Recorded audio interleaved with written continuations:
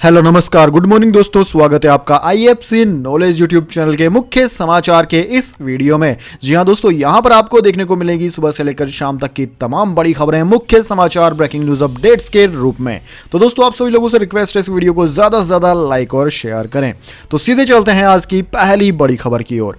तीसरी लहर के बीच होंगे चुनाव, ओमिक्रॉन के चलते चुनाव टालने के मूड में नहीं है आयोग। यूपी समेत 5 राज्यों में रैलियों पर लग सकती है रोक। जी हां दोस्तों, चुनाव आयोग ओमिक्रॉन के डर के चलते अगले साल होने वाले 5 राज्यों के विधानसभा चुनाव टालने के मूड में बिल्कुल भी नहीं लग रहा है। आयोग ने सोमवार को दिल्ली में चुनावी राज्यों के स्वास्थ्य सचिवों के साथ बैठक की। सूत्रों के मुताबिक उत्तर प्रदेश समेत 5 राज्यों में विधानसभा चुनाव तय समय पर ही कराए जाने पर विचार किया जा रहा है। हालांकि इस पर आखिरी फैसला जनवरी के पहले हफ्ते में होने वाली बैठक में लिया जा सकता है।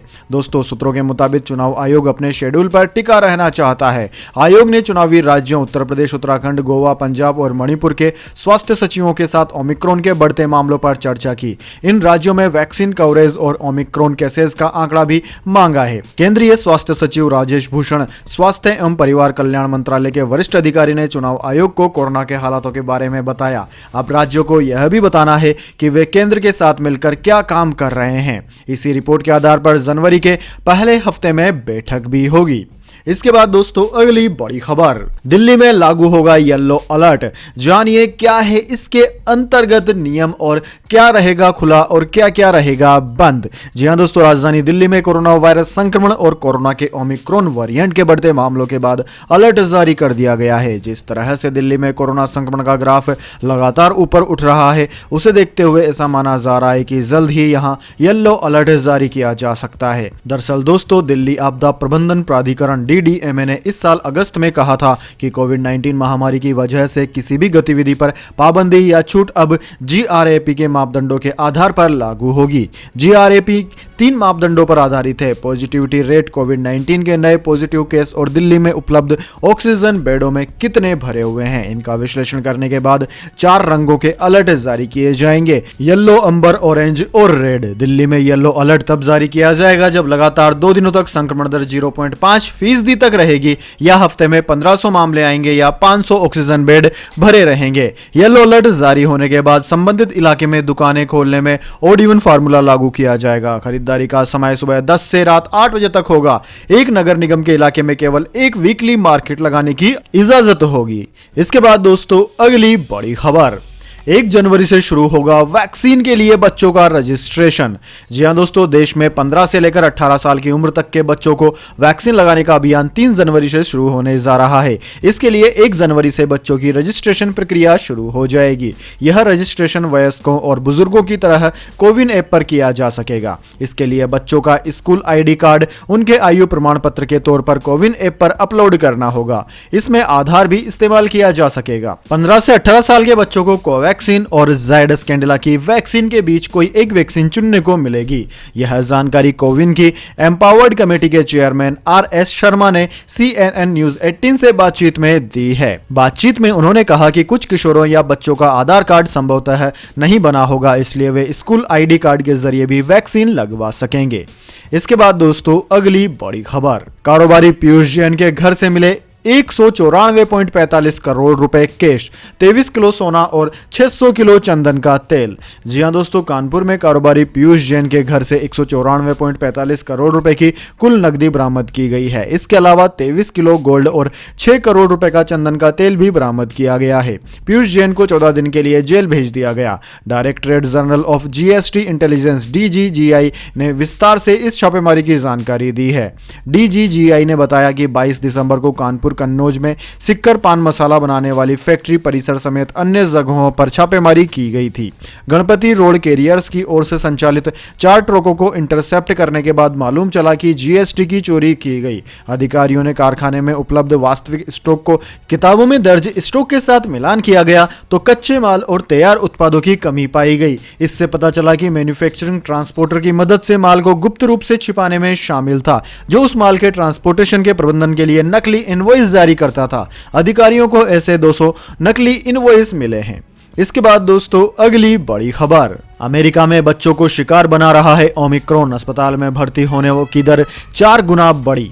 जी हां दोस्तों, कोरोना वायरस के नए वेरिएंट ओमिक्रॉन को लेकर पूरी दुनिया में हड़कंप मच गया है। ओमिक्रॉन का पहला केस सामने आने के महज 1 महीने के अंदर ही यह वेरिएंट दुनिया के 100 से अधिक देशों में फैल चुका है। ओमिक्रॉन की वजह से कुछ देशों में बच्चों के हॉस्पिटलाइजेशन की दर भी बढ़ी है। New York state department of health ने शुक्रवार को एक बयान में कहा कि कोविड-19 से जुड़े बाल चिकित्सा अस्पतालों में काफी संख्या में नए मरीज भर्ती हुए हैं। न्यूयॉर्क शहर में बच्चों के अस्पताल में भर्ती होने की दर 4 गुना बढ़ गई है। विभाग ने कहा कि इनमें से आधे बच्चे 5 साल से कम उम्र के हैं। इस आयु वर्ग के मरीज वैक्सीन के लिए अभी अयोग्य हैं। दोस्तों, जॉन्स हॉकिंस विश्वविद्यालय के आंकड़ों के अनुसार पिछले 7 दिनों में अमेरिका में प्रतिदिन औसतन लगभग 1,90,000 नए मामले सामने आ रहे हैं। वहीं अमेरिका के टेक्सास से भी ओमिक्रॉन के बच्चों के संक्रमित होने की रिपोर्ट्स है। अमेरिकी मीडिया के मुताबिक टेक्सास चिल्ड्रन हॉस्पिटल के को चेयरमैन डॉक्टर जिम वर्सोल्की का कहना है कि पिछले 1 हफ्ते के दौरान उनके अस्पताल में 18 साल से कम उम्र के लोगों के भर्ती होने की रफ्तार दुगनी हो गई है। यानी कि दोस्तों, जैसी संभावना जताई जा रही थी लगभग वैसा ही हो रहा है। पहले वेरिएंट ने बुजुर्गों पर हमला किया, दूसरे वेरिएंट ने जवान लोगों पर हमला किया और तीसरे वेरिएंट के लिए कहा जा रहा था कि जब कोरोना की तीसरी लहर आएगी तो यह बच्चों को प्रभावित करेगी। वैसा लग रहा है कि यह वेरिएंट बच्चों को ज्यादा प्रभावित कर रहा है। इस बारे में दोस्तों आपके क्या ख्याल हैं, कमेंट में जरूर बताएं।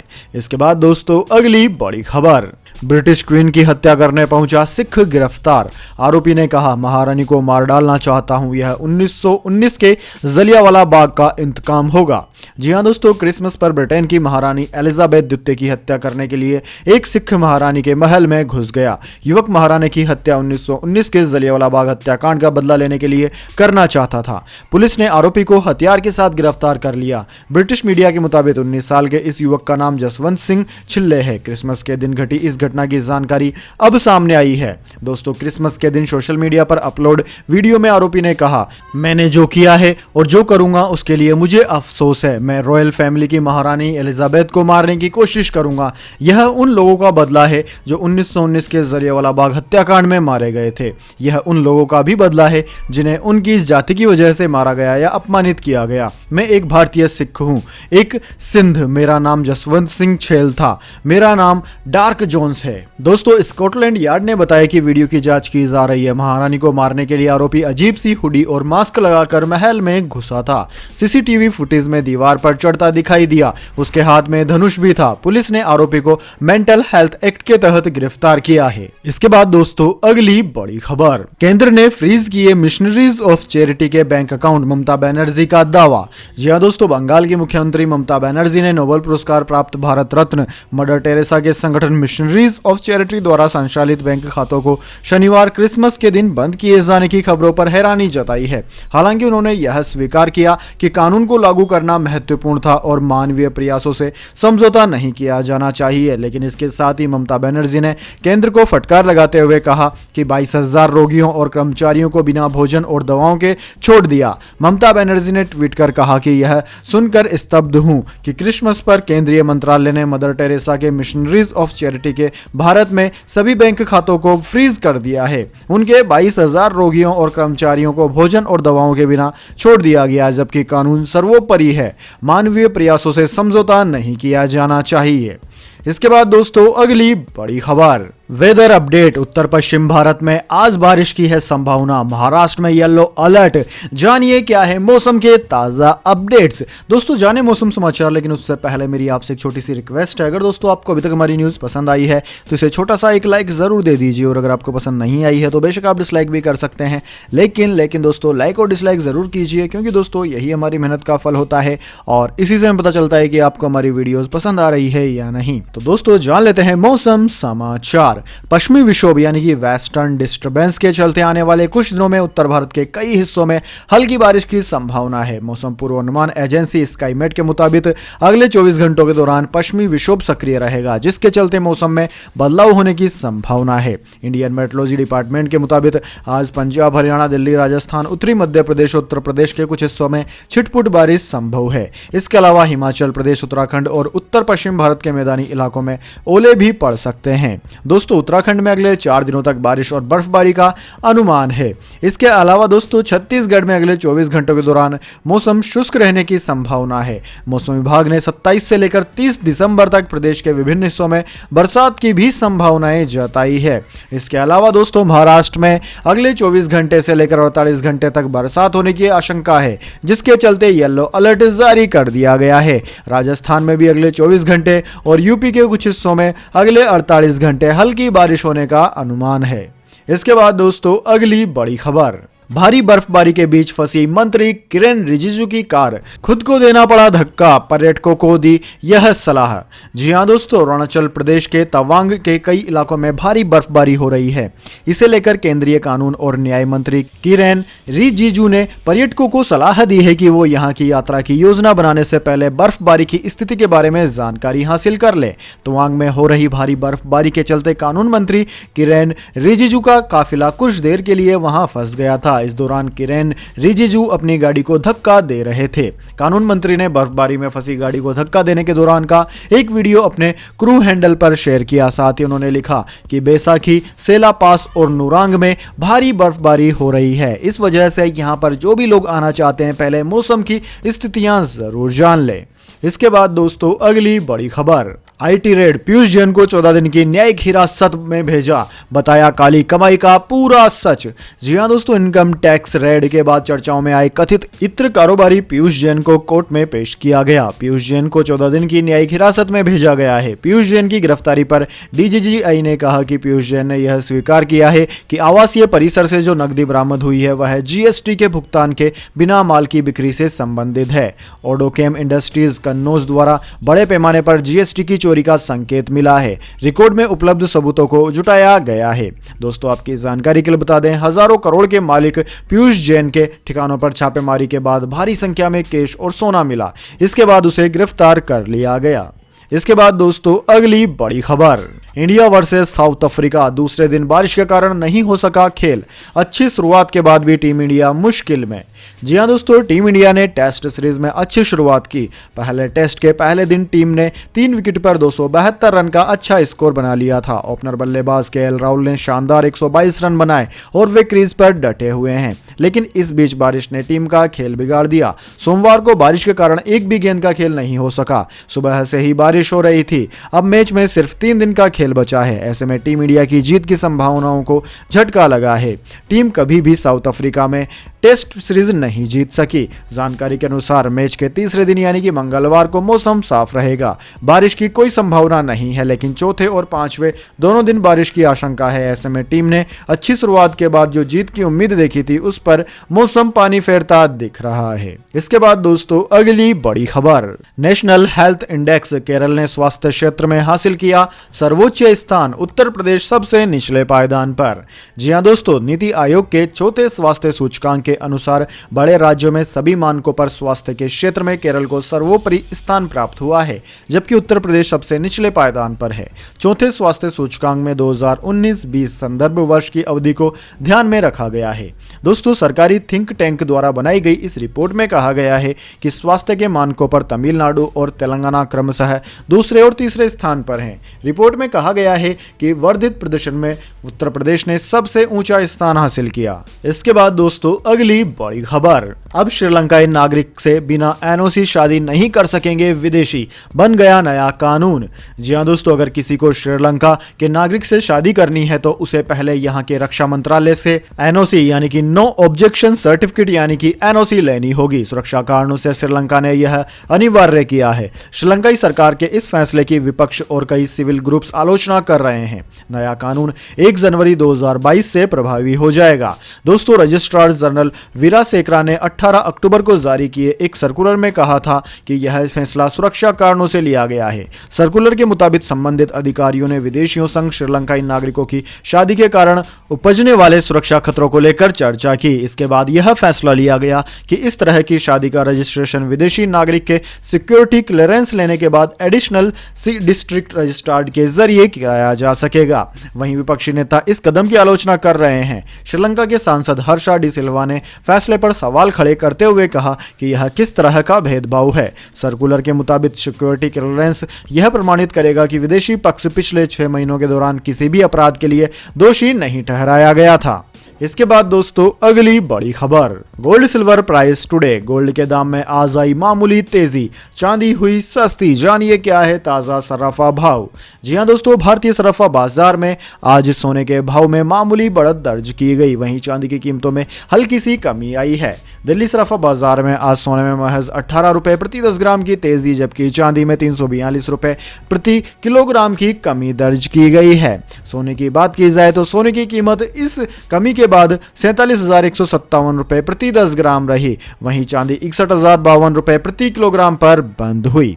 अंतर्राष्ट्रीय बाजार की बात करें तो अंतर्राष्ट्रीय बाजार में सोना $1809 प्रति औंस पर कारोबार कर रहा था, जबकि चांदी $22.75 प्रति औंस पर कारोबार कर रही थी। इसके बाद दोस्तों अगली बड़ी खबर, पाकिस्तान के गृह मंत्री ने कहा नवाज शरीफ मुल्क लौटना चाहें तो दूंगा फ्लाइट का टिकट। जी हां दोस्तों, पाकिस्तान के पूर्व प्रधानमंत्री नवाज शरीफ की वतन वापसी को लेकर गृह मंत्री ने शेख रशीद अहमद ने बड़ा बयान दिया है। पाकिस्तानी गृह मंत्री शेख रशीद अहमद ने पूर्व प्रधानमंत्री पर निशाना साधते हुए रविवार को कहा कि नवाज शरीफ अगर लंदन से पाकिस्तान लौटना चाहते हो तो वह उनके लिए फ्लाइट का टिकट खरीदने के लिए तैयार हैं। दोस्तों आपकी जानकारी के लिए बता दें, पाकिस्तान मुस्लिम लीग नवाज प्रमुख शरीफ साल 2019 से अपने इलाज के बहाने लंदन चले गए थे, तब से वे वहीं हैं। गृह मंत्री ने PMLN प्रमुख को पाकिस्तान लौटने की सूरत में वीजा जारी करने की भी पेशकश की। हालांकि पाकिस्तान का नागरिक होने के चलते शरीफ को किसी वीजे की कोई जरूरत नहीं है। प्रत्यर्पण संधि के चलते क्या नवाज शरीफ को ब्रिटेन से लाया जा सकता है, इस सवाल के जवाब में शेख रशीद ने कहा कि इस मामले में तो हम कोई दबाव नहीं डाल सकते, उन्हें तो अल्लाह ही ला सकते हैं। गृह मंत्री शेख रशीद की गिनती कभी पंजाब के कद्दावर नेता और पूर्व प्रधानमंत्री नवाज शरीफ के करीबी दोस्तों में होती थी। इसके बाद दोस्तों अगली बड़ी खबर, कोरोना के नए वेरिएंट ओमिक्रॉन का भय, पी नोट्स के जरिए विदेशियों ने घटाया भारतीय बाजार में निवेश। जी हां दोस्तों, भारतीय पूंजी बाजार में पार्टिसिपेटरी नोट्स के जरिए निवेश अक्टूबर में 43 महीने के उच्चतम स्तर पर पहुंचने के बाद नवंबर के अंत तक घटकर 94,826 करोड़ रुपए रह गया है। पी नोट्स को भारतीय बाजार में रजिस्टर्ड फॉरेन पोर्टफोलियो इन्वेस्टर्स की तरफ से उन विदेशी निवेशकों को जारी किया जाता है जो खुद को यहां रजिस्टर किए बिना सीधे भारतीय शेयर बाजार में निवेश करना चाहते हैं। हालांकि पी नोट्स जारी करने से पहले FPI को कई जरूरी मंजूरियां लेनी होती है। इसका कारण ओमिक्रॉन के चलते पैदा हुई अनिश्चितताओं की वजह से हो रहा है। मार्केट रेगुलेटर सेबी के आंकड़ों के अनुसार भारतीय बाजार में नवंबर के अंत तक पी नोट्स के जरिए निवेश 94,826 करोड़ रुपए था, जबकि अक्टूबर के अंत तक यह आंकड़ा 1,02,553 करोड़ रुपए था। अक्टूबर महीने में पी नोट्स के जरिए निवेश पिछले 43 महीनों यानी कि मार्च 2018 के बाद से सबसे अधिक था। इसके बाद दोस्तों अगली बड़ी खबर, कश्मीर और लद्दाख में महसूस किए गए भूकंप के झटके, 2 बार हिली धरती, 5.3 मापी गई रिक्टर स्केल पर तीव्रता। जी हां दोस्तों, कश्मीर और लद्दाख के कुछ हिस्सों में भूकंप के झटके महसूस किए गए हैं। कश्मीर लद्दाख के हिस्सों में भूकंप के चलते धरती हिली। कारगिल में भी झटके महसूस किए गए। शाम को 7:02 पर और शाम को 7:08 पर यह झटके महसूस किए गए। रिक्टर स्केल पर भूकंप की तीव्रता 5.3 मापी गई है। भूकंप के झटकों के बाद लोग एहतियात के तौर पर घरों से बाहर निकल आए। घाटी में भी इस दौरान डर का माहौल देखा गया। इससे पहले 5 दिसंबर को रात करीब 2:03 पर उत्तराकाशी और टिहरी में भूकंप आया। टिहरी में तो 2 बार भूकंप के झटके महसूस किए गए थे। एक बार करीब 1:30 बजे भूकंप के झटके महसूस किए। भूकंप के झटकों के बाद लोग डर से घर से बाहर आ गए। भूकंप से जान माल के नुकसान की कोई खबर नहीं है। आपदा कंट्रोल रूम के मुताबिक भूकंप का केंद्र टिहरी में बताया गया था। इसके पहले 24 सितंबर को भी पिथौरागढ़ में भी भूकंप के झटके महसूस किए गए थे। दोस्तों आपकी जानकारी के लिए बता दें, देश में पिछले साल 965 बार भूकंप आया था। इसके बाद दोस्तों अगली बड़ी खबर, आम जनता के लिए राहत की खबर, साल 2022 में नहीं दिखेगा महंगाई का असर, इकोनॉमी में हो रही है रिकवरी। जी हाँ दोस्तों, खाने के तेल, ईंधन और कई अन्य चीज़ों की बढ़ती कीमतों की वजह से इस साल उपभोक्ताओं की जेब पर बहुत भार पड़ा। लेकिन आने वाले महीनों में महंगाई के मोर्चे पर कुछ राहत मिलने की उम्मीद है। कोरोना वायरस की दूसरी लहर से खराब हुई अर्थव्यवस्था अब रिकवरी के मोड में है, लेकिन वायरस के नए वेरिएंट ओमिक्रॉन के सामने आने के बाद इकोनॉमी के लिए फिर से खतरा दिख रहा है। साल 2021 उपभोक्ताओं के लिहाज से खराब रहा। बढ़ती कीमतों के अलावा लोगों को आय, रोजगार में कमी और कारोबार में नुकसान का सामना करना पड़ा है। जिन्स, परिवहन, रसोई गैस, फल सब्जी, दाल एवं अन्य वस्तुओं की कीमतें कच्चा माल महंगा होने की वजह से बढ़ गई। हालांकि अच्छी बात यह है कि धीरे धीरे आर्थिक पुनरुद्धार हो रहा है। कई विनिर्मित कच्चे माल की उच्च लागत का भार उत्पादकों ने उपभोक्ताओं पर असर डाल दिया, जिसके कारण थोक कीमतों पर आधारित मुद्रास्फीति नवंबर में अब तक के सर्वाधिक स्तर पर पहुंच गई, जबकि खुदरा मुद्रास्फीति भी अधिक रही। इस साल खाद्य तेलों के दाम भी 180 से 200 रुपए प्रति लीटर पर पहुंच गए। तो दोस्तों, यह थी आज की तमाम बड़ी खबरें। इसके बाद दोस्तों बारी आती है आज के माइंड क्यूज क्वेश्चन की। जी हाँ दोस्तों, एक आसान से सवाल का जवाब देकर आप जीत सकते हैं एक अमेजिंग सरप्राइज गिफ्ट हमारे यूट्यूब चैनल की ओर से। तो दोस्तों, आज का सवाल आपकी स्क्रीन पर आ चुका है। 29 दिन की फरवरी कितने सालों के अंतर में आती है? जी हाँ दोस्तों, अगर आप जानते हैं कि फरवरी में 29 तारीख कितने सालों के अंतर में एक बार आती है, तो जल्दी से कमेंट बॉक्स में लिख दीजिए इस सवाल का जवाब। अगर दोस्तों आपका जवाब होता है एकदम सही और आप चुने जाते हैं लकी विजेता के रूप में, तो आपको मिल सकता है एक अमेजिंग सरप्राइज गिफ्ट हमारे यूट्यूब चैनल की ओर से। तो दोस्तों जल्दी से अपना उत्तर कमेंट बॉक्स में लिख दीजिए, वीडियो को लाइक कर लीजिए और चैनल को सब्सक्राइब करके बेल आइकन भी दबा लीजिए। धन्यवाद। वंदे मातरम। जय हिंद, जय भारत।